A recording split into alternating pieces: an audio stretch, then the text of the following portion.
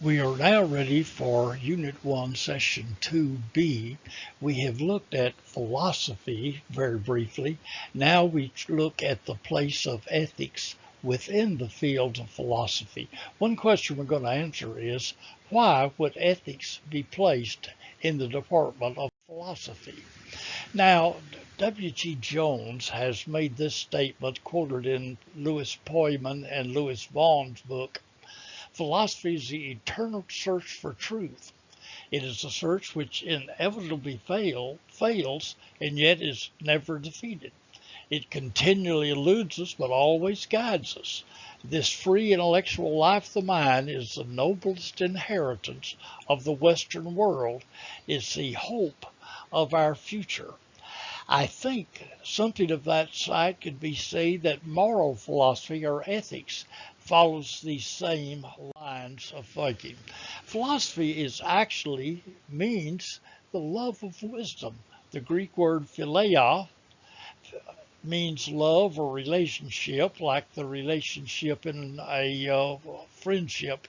And Sophia means wisdom or knowledge. So philosophy is the love of wisdom or knowledge. Philosophy is the pursuit of knowledge, the quest for truth, the love of truth. Ethics is that same pursuit, that same journey related to ethics and behavior. Philosophy and ethics will address many of the same questions. As you look at the questions here on this slide, you will quickly see, why should we act? How should we act? Are we free to choose right actions? What are they? Does God command good acts because they're good, or because they're good because he advises them or commands them? What is justice? Should humans ever disobey the laws of a society? Should people ever live for themselves alone and not for others? These are questions in philosophy that are also asked by ethics. Now, philosophy has as one of its major tools the matter of critical thinking, the process of formulating our beliefs and conclusions on the basis of sound thinking. One of these ideals of critical thinking is we base our thinking on valid reasons. We've already looked at William Paley's divine watchmaker idea.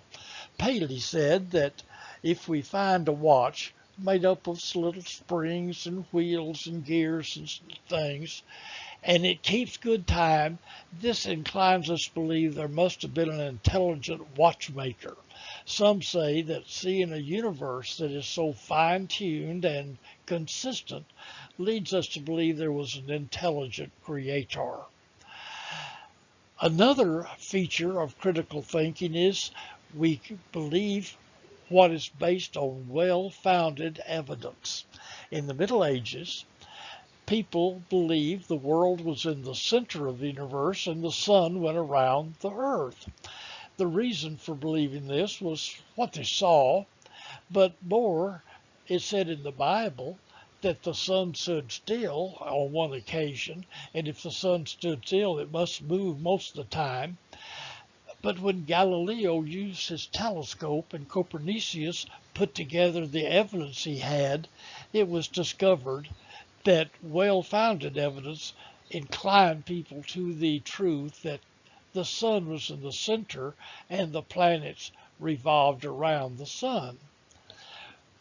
False critical thinking also avoids false generalizations and unfounded assumptions.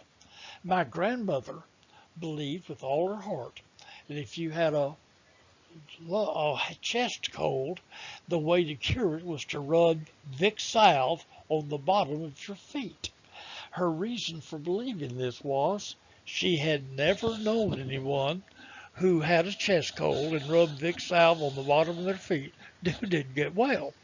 Well, that might have not have been a true generalization or a well-founded assumption. Critical thinking is willing to look at opposing viewpoints and opinions. It is willing to consider what other people say in the possibility they may add to our understanding. Now, philosophy uses critical thinking in the pursuit of truth. Ethics, as part of philosophy, uses critical thinking in the pursuit of what is good and what is bad. Philosophy and ethics seek to liberate humans from prejudice of unproved common sense. When common sense is well thought out, we will accept it, but we want it to be well considered and thought about. We want to be freed from inadequate traditional beliefs. We don't want to just automatically take what our culture and what our social groups tells us is truth. We want to be freed from convictions of true or false, right or wrong, proper or improper, that have developed from sources outside of reason or truth. So we use the means of philosophy to come to the decisions about ethics. What then is the place of ethics in philosophy? Ethics is included in the department of philosophy. Why? Because understanding ethics begins with an understanding of philosophy and building on the foundation by investigating specific areas of philosophical thinking.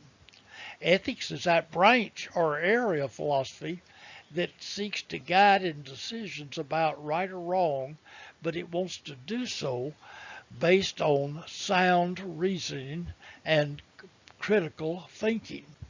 Ethics uses the logical methods of philosophy to consider and decide on social and ethical issues that humans face every day. It makes sense then that ethics would be in the department of philosophy.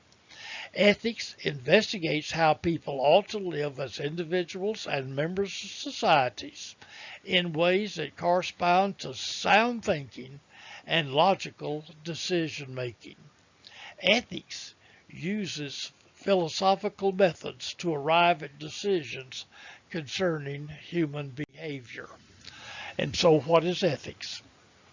Ethics is the discovery by using philosophical methods of what is right and wrong, what is good and bad, what is better. It is the study that we should be concerned about because it matters to our society. Let me say once more, this may be the most important study in your career or in your study in college.